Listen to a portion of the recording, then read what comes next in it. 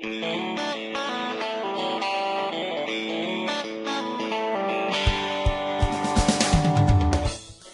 this is DeKalb County kind of blowing up. Originally started with just the boundaries, and then we kind of extended it west to pick up some important sites and basically gilt developers and some pigs that actually travel from this area all the way across to finish on the outskirts here. And so we bumped it out, so now we're roughly the same length as we are width here.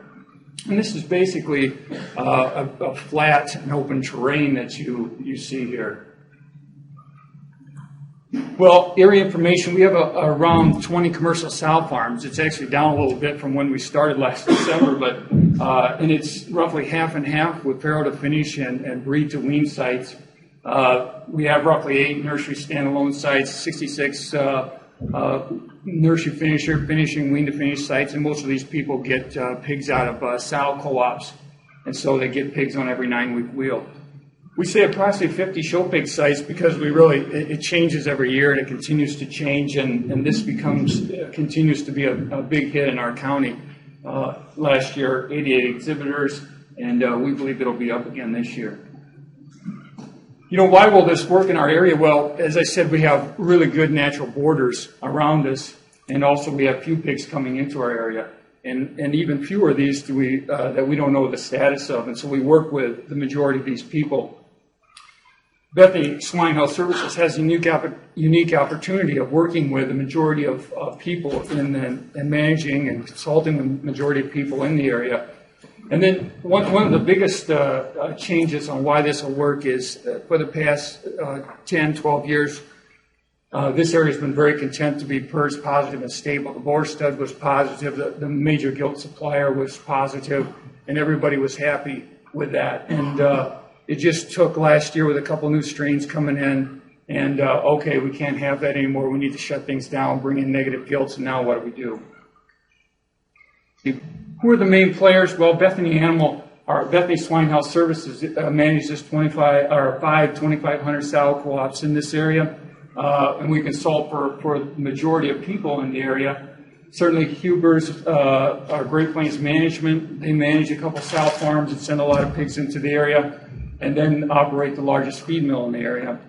Hinchy Pork manages about 6,500 sows. They operate a feed mill in the area, and they are currently the only negative farms that have been negative for 5 years in the area. And then we have lots of independent producers that were originally hesitant, but when we had a producer meeting, every one of them was there signing the letter of consent. And then also as employees and farm managers say, hey, that McRebel program, that's really working, and that modified live vaccine, boy, the pigs are growing better. Now we're starting to see these independent producers stand up and take notice. Well, here's how it all happened. It started last fall, early fall, when the gilt supplier had a European strain and a North American strain come in, and when they told us about that, we said, well, we can't have the gilts anymore. We need to shut down. We can't spread that around the county. So we actually went to the PRRS symposium in Chicago, and that's Dr. Payne, Dr. Johnson got us going on this. And so we hurried up in January. We did a lot of the mapping. We think we got over 90% of the sites mapped. We did some initial bleeding, whipped through $10,000 pretty fast, and got some status on some herds that have been sitting there for a few years with the money problems and haven't done any testing. We went ahead and shut down the boar stud. We filtered it. Now it's back up with negative boars. Like I said, a producer meeting, had a great attendance, had everybody there signed. And then we put together an advisory board. We had an advisory board meeting, and out of that's come some great ideas as we continue forward. And also, we've also filtered that gilt developer. Right now, 25,000 sows undergoing elimination plans as of June here, and numerous wean to finish sites that are in the middle of stabilization. Certainly, we went through some biosecurity talks with them. Biosecurity assessments, well, we're going to do PRRS risk assessments. We've got a BI intern that's going to help us out a lot this summer doing their own wean to finish and updating our sow herds and then doing some new sow herds, enrolling them in that. This is kind of a view of our current status. course, that's changed a lot. We've used a lot of modified live vaccine in the last few months. Again, we have a couple negative sites that have been negative for 5 years, so we're pretty optimistic. If we can make this happen, we can keep them there. Finishing, wean to finish sites. Again, we got about 7 producers that bring hogs in. Again, 75% of these pigs we are aware of. We know their origin and the status of their origin, so we're comfortable with that. But we do have some entering that are positive.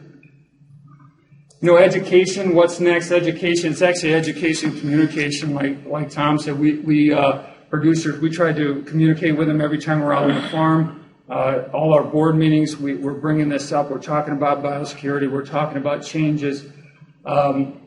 One thing I'd say about the producers, the Bethany Swine Health Services, Bethany Animal Hospital has been in the area for a long time.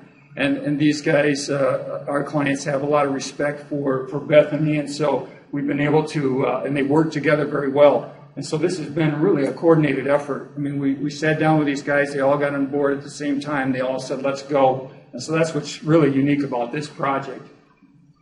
Trucking, you know, that's a battle we have. And so when we sat down with the advisory board, they said, guys, you know, you ought to have a trucker meeting. You ought to bring in all the truckers and sit down with them and talk to them about PERS, biosecurity, what is their role in this.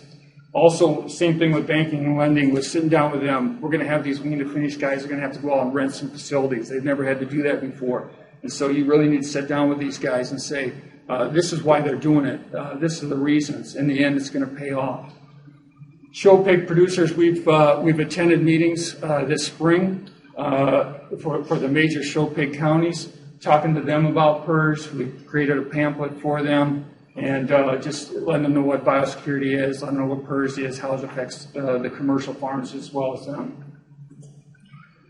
Also, we're moving forward with herd plans, elimination. A lot of this, as it goes forward, we want to show a lot of success before we hit winter here. And hopefully we don't have any, we'll have a lot of sow farms actually coming off the 200-day shutdown as we hit winter. So, you know, hopefully we want to show a lot of success before then. Big thing, keeping everybody motivated.